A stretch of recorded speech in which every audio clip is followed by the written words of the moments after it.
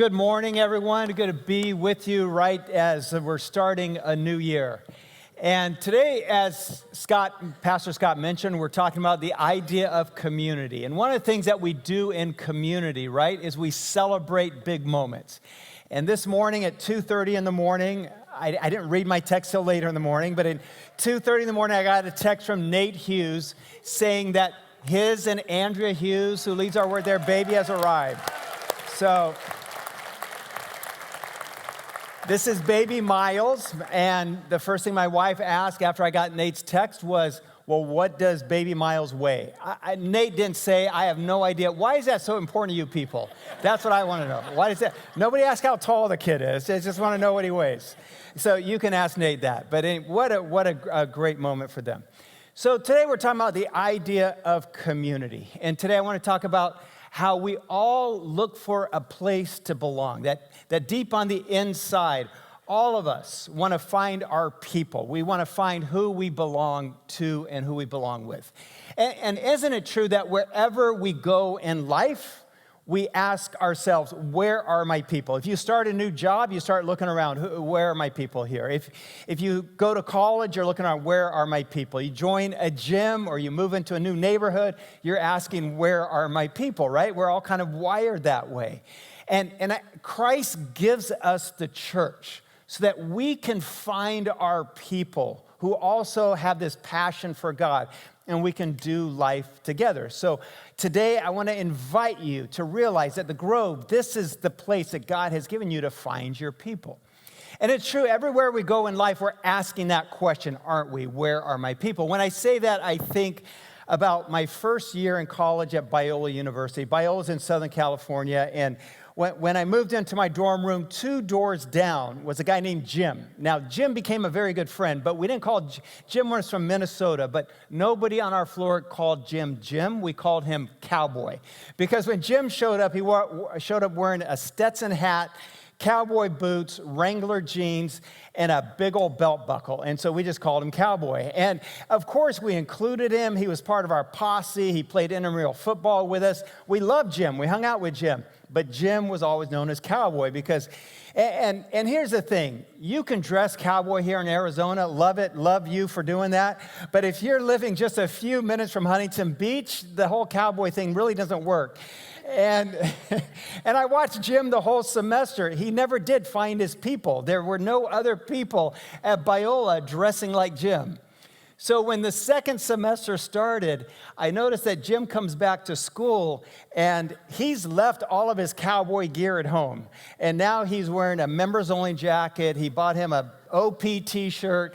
He's wearing parachute pants and some topsiders. That's Jim's new look.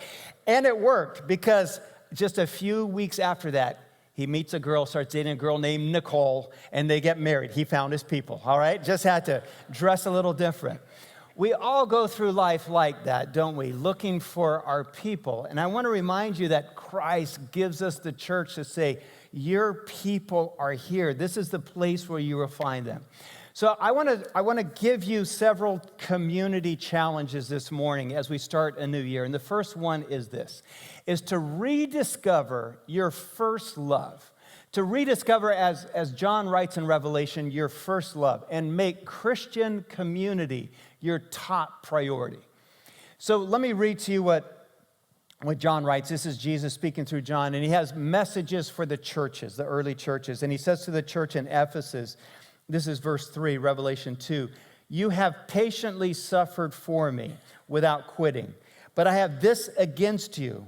You have lost your first love. And so Jesus is saying to this church, hey, you've abandoned me. You've forgotten about me. I think the problem is there are a lot of people who say that they love God, who like the idea of church, but it's not become their first love, or it used to be their first love, and they have not anymore. Let's be honest. There are a lot of people who say they are Christians and say they believe in God, but the church has become their third love, or their fourth love, or their 10th love, and it's not their first love. I want to challenge you to make it your first love. Let's be honest. There are people that live in, not you sitting here this morning, I'm talking about other people that live in Chandler and Gilbert. There are other people that say, I will make it to church if I have time, or if it's not raining, which has been the case the last few weeks, or if we don't have better plans, or if my kids aren't in a tournament, or if my Detroit Lions aren't playing, or my Green Bay Packers, or my Dallas Cowboys, or whatever losing team you follow. Then I'll make it. If they're not playing at 11 o'clock, I'll be there. And can I just say, that's weak, and that Jesus calls us to make this our first love. And so this year, can I invite you to make Christian community here at the Grove your first love? Here's the problem. Here's part of the problem. Is in first century Mediterranean culture, community was a big part of life for them. For us, we live in a much different kind of society. For us, we live in a very individualistic society.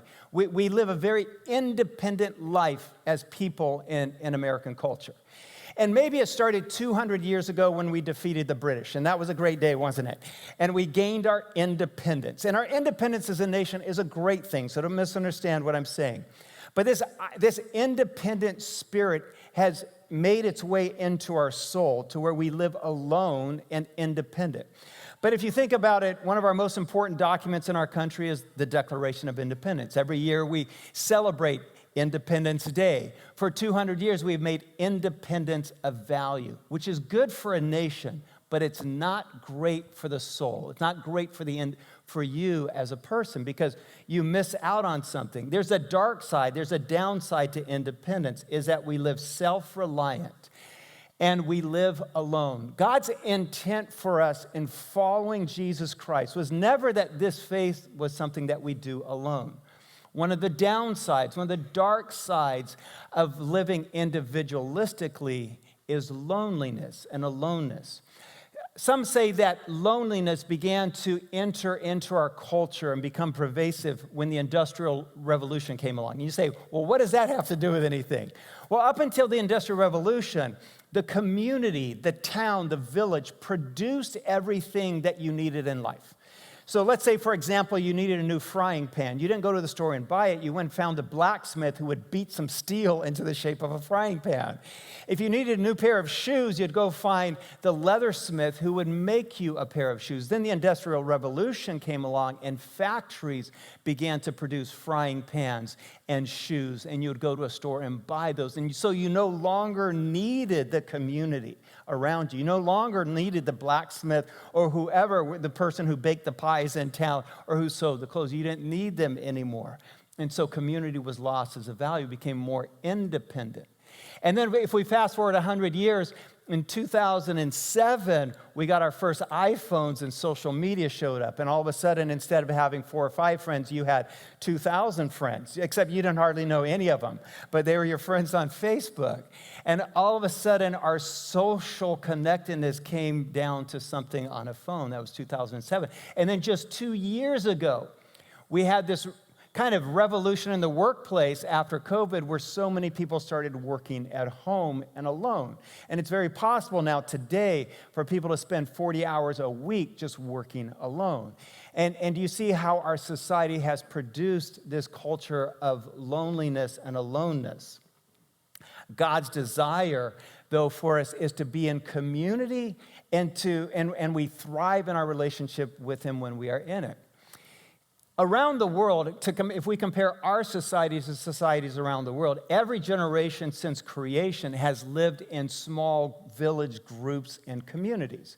And in these communities, you helped raise each other's children, you met each other's needs, you pooled your resources, you pooled your abilities, you depended on the community, you helped take care of each other's families, you had each other's backs. You would hold each other accountable. You took care of each other's family. That all happened. You sat around fires together at night, and everybody knew each other.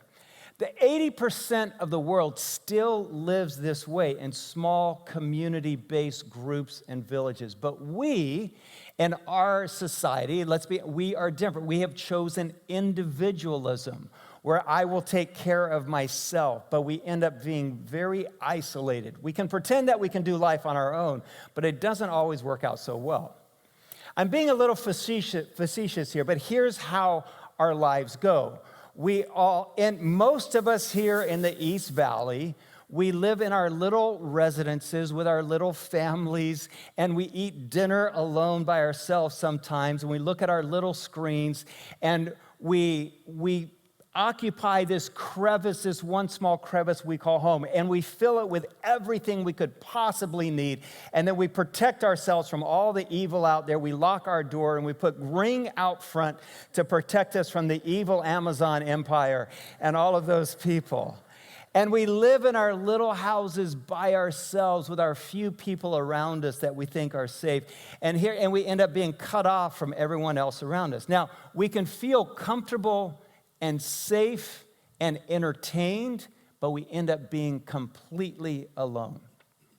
Nearly all of us live this way. And the truth is, it's not working, is it, for any of us? We live alone, we eat alone, we run our errands alone, we suffer alone. Researchers are saying that 3 in 5 Americans now are saying that they struggle with loneliness and aloneness. More than half of Americans report feeling alone. Scientists are now saying that loneliness is worse for our health than obesity and smoking and inactivity. Some are saying it's the new epidemic in our country is loneliness.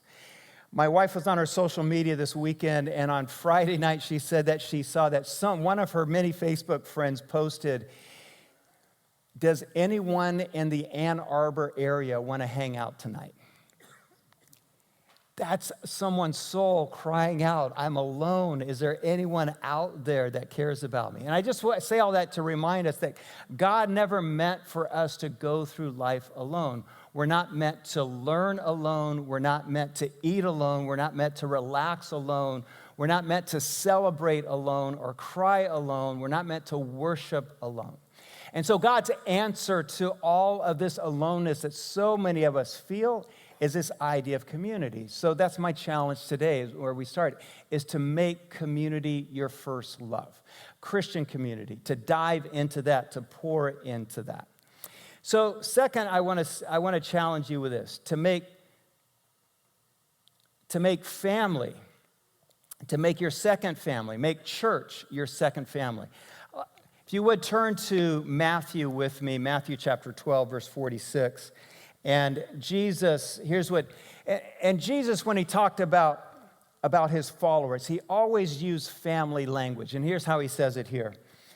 While Jesus was still talking to the crowd, his mother and brothers stood outside, wanting to speak to him. And someone told him, "Your mother and your brother are standing outside wanting to speak to you." And he replied to them, "Who is my mother and my brothers?"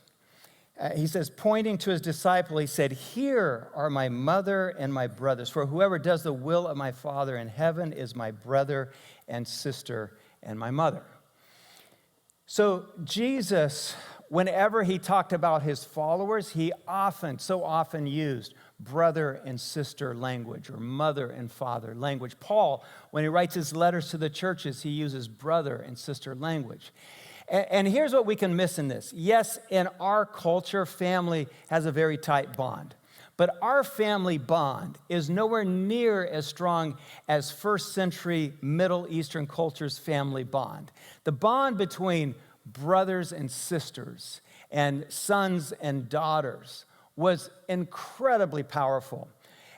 Researchers now are convinced that it was even more powerful than the bond between a couple in marriage. Yes, when a couple got married, there was a bond.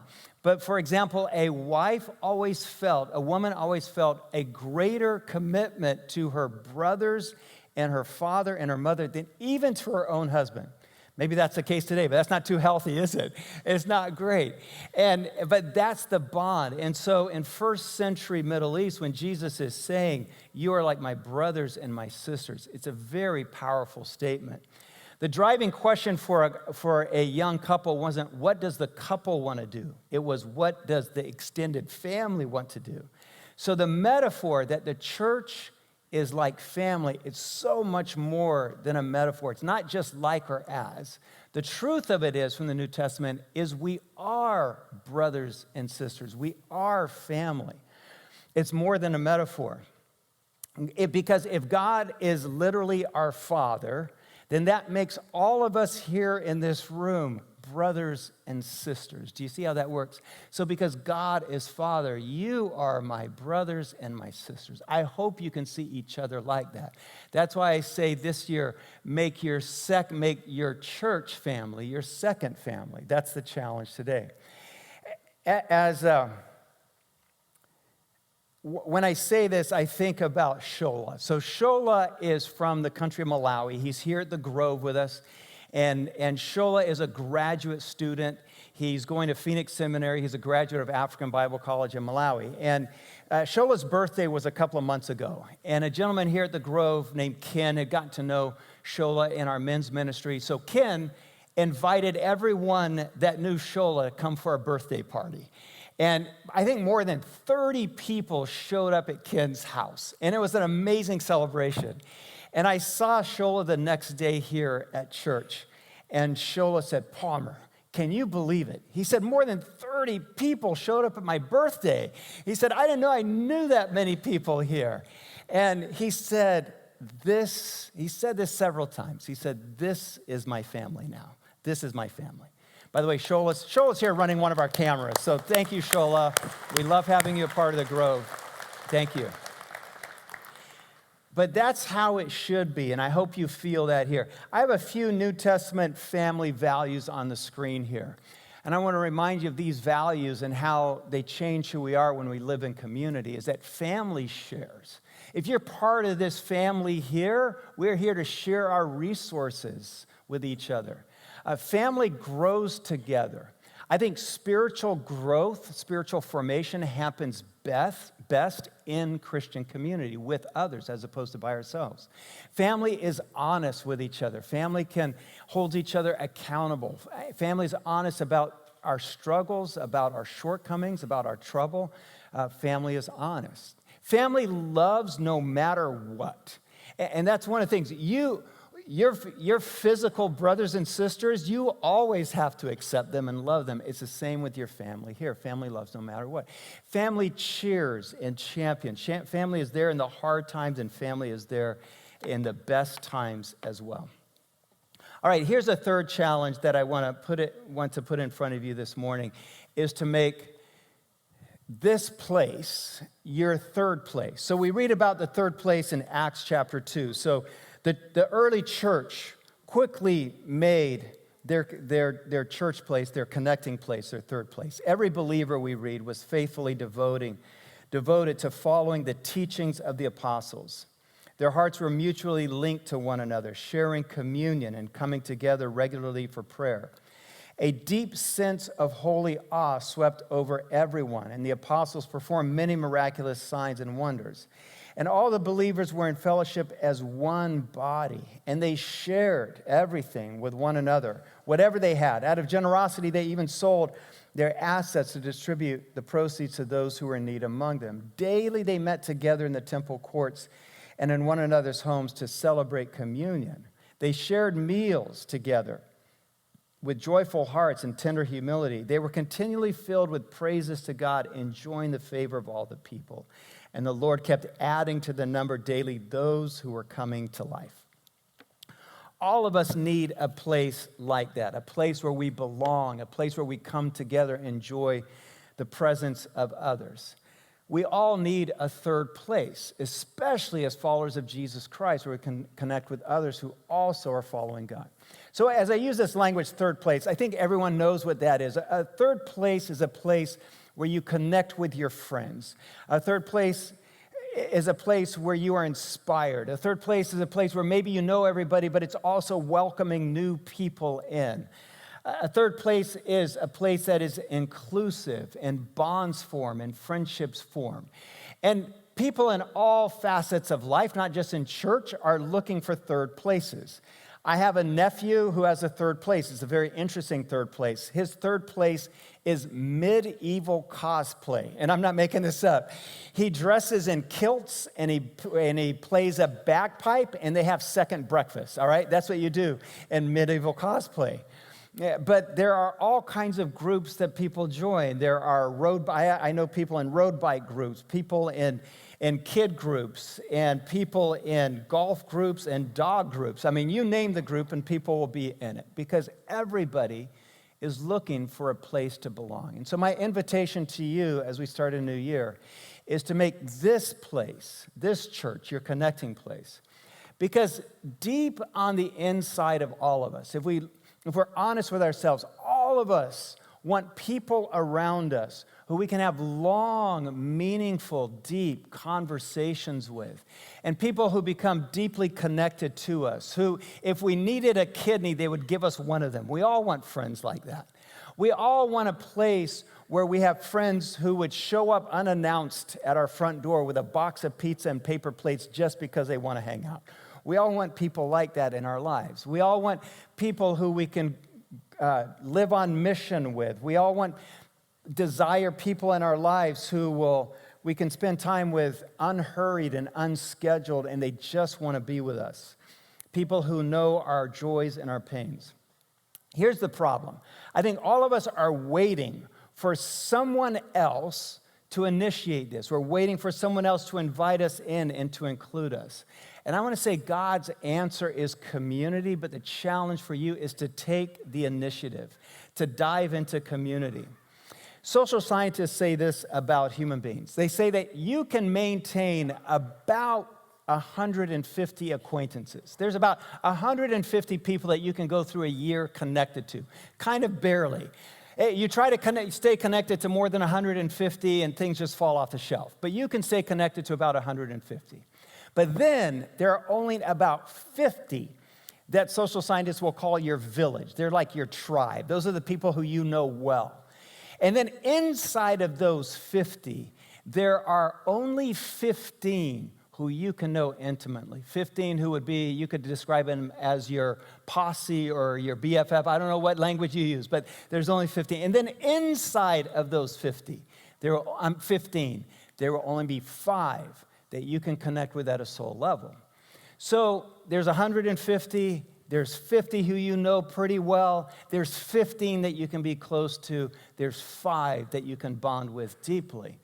Now, where a person lands in that depends on one factor, time. How much time you invest in that relationship. So if there's someone who's in part of your 150, but you want them part of your 5, you know that you can grow from them. You know that they would be great for your life and in your relationship with God. The one factor that changes everything is time.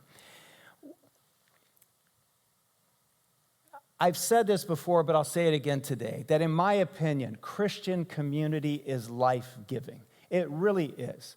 Because we can go through life feeling alone and lonely and dry on the inside, but Christian community is life-giving.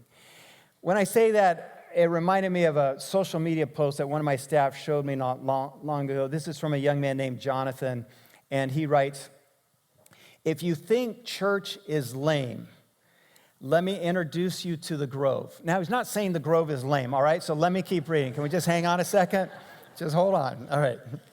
So if you think church is lame, and I guess people think that, let me introduce you to the Grove, and your view on the Christian life will change forever. You'll meet real people who love you for who you are right now, of all races and all personalities. Yeah, thank you. We can applaud that. Thank you. I hope you feel that here. I don't know Jonathan, but Jonathan has put his finger on the pulse of the Grove. And if you haven't found community like that, I say find it here, and community becomes life-giving. It's God's answer to aloneness. And I want to remind you that you are not alone anymore. As we have built the Grove over the last 20 years, we have intentionally designed this place to be a space where you can connect with others. Community is one of our core values. We want people to come here and hang out, not just on Sunday mornings, but all week long. That's why I say community is life-giving. And I've said this before, but I'm going to say it again. For example, we have a playground out here, but it's not just a playground. It's a life ground, all right? We have a softball field. By the way, we had our softball championship yesterday. Kyle Ray, who won that? I don't know. I don't know if your team did. Yes, no? No, ooh, sorry. But it's not just a softball field, is it? It's a life ball field. And we don't just have a coffee shop here. It's a life shop, I think. We don't have small groups at the Grove. We have life groups. And maybe this worship house, we could also call it a life house because community is life-giving. We don't just have a front lawn out here. I think it's a life lawn. I don't know if you've noticed, but we seed it with soccer balls and footballs and wiffle balls and frisbees every week. And by the way, I've had a few old grouchy people say, hey, maybe we shouldn't put soccer balls and footballs out there because the kids are hitting people in the head. Can I just say that's your problem, all right? Just live a little more aware, keep your head on a swivel. That's fine. Be in a defensive posture as you go through the lawn out here. Because we put the soccer balls and the wiffle balls and the footballs so that kids will hang out and parents will connect. This is a connecting place. It's a life lawn. I said that our coffee shop is named Grove Coffee. It really could be named Life Coffee because coffee is a connecting drink, isn't it? So we encourage coffee drinking here. Some churches don't. But I've heard years ago that coffee is the beer of Baptists, and we have a lot of recovering Baptists here at the Grove, so we serve coffee for them. But I was in a church in Charlotte a while ago, and I was going with some friends, and we're hurrying through the courtyard because we're late, and they have a coffee stand in the courtyard. So I was like, I need some coffee, and so I hadn't had coffee yet, and so we stopped. And I was so excited about my coffee, and I'm walking just another 15, 20 steps to the front door, and I think they called them ushers. 2 ushers were there. I'm going to call them bouncers. And so there's 2 bouncers there, and they both put their hands out, and they said, you can't come in. I said, what? They said, you can't come in with your coffee. I said, but you don't understand, just like 15 feet that way, I got my coffee. So how can I drink it from there to here? They said, no, that's your problem. You can't bring it in. I say all that to say, is the Grove, we highly encourage coffee drinking because coffee is a connecting drink. And we do all of this on purpose that you connect here. Loneliness, I think, is something that happens to us. But the good news is you can dig yourself out. And it starts by making this your third place, by making church your first love, by diving into community. And in community, somebody knows who you are. They know when the best things happen. They're there when the hard things happen. They're there on the days when you're discouraged, when the worst things happen. In community, they're there for that. But they are also there on the best days, when you have your first grandkid, when your kid graduates from high school or college. They're there when you get a promotion at work or you get a new job and you have a community around you to celebrate. Or when you have a baby like the Hughes just did, we'll all celebrate together. That's why I say community is life-giving. So don't just make this your third place. Make this your second family. Make it your top priority. Make it your first love. And as I was saying, in community, we aren't just there in the hard times, but we celebrate the best things with each other. And on Tuesday, this last Tuesday, I got a text from a good friend named Tracy. And Tracy shared this text. I think there were 6 or 7 of us in the text. But Tracy had some great news to celebrate. And I said, Tracy, that's such good news. I called him this week. I said, would you share that with the whole church? So can we welcome Tracy on stage this morning? Tracy, good to have you here. Thank you. So Tracy, speaking of our life lawn out front here, we have wiffle balls and soccer balls. And I see people out there kicking those, throwing those. There's rumor out there on the street that you and Byron were hitting golf balls across Gilbert Road from right here. Absolutely. Okay, I just want you to know. That's true, by the way. Okay, Tracy, you text us on Tuesday. because 2 years ago, something happened in your life. Can you share that with our people here? Absolutely. 2 years ago, I was sitting right in this section right over here, and the question was posed by Matt Shively. Is there something that needs to stay in 2020? What doesn't need to be part of your 2021 year? And in that moment, sitting right there in those chairs, I realized that my life had come under the grips of addiction and alcoholism in a way that was consuming me. It wasn't allowing me to be the father or the husband that I truly needed to be. And in that moment, I decided that was going to stay right there in that seat. And on Tuesday, 730 First, days we later. want to applaud that 2 years ago. That's amazing.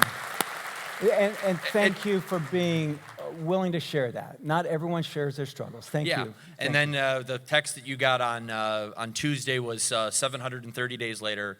I celebrated 2 years freedom from alcohol. 104 weeks. 104 weeks, all those hours free from something that had consumed my life for over 2 decades. So it was an honor. 104 weeks of sobriety.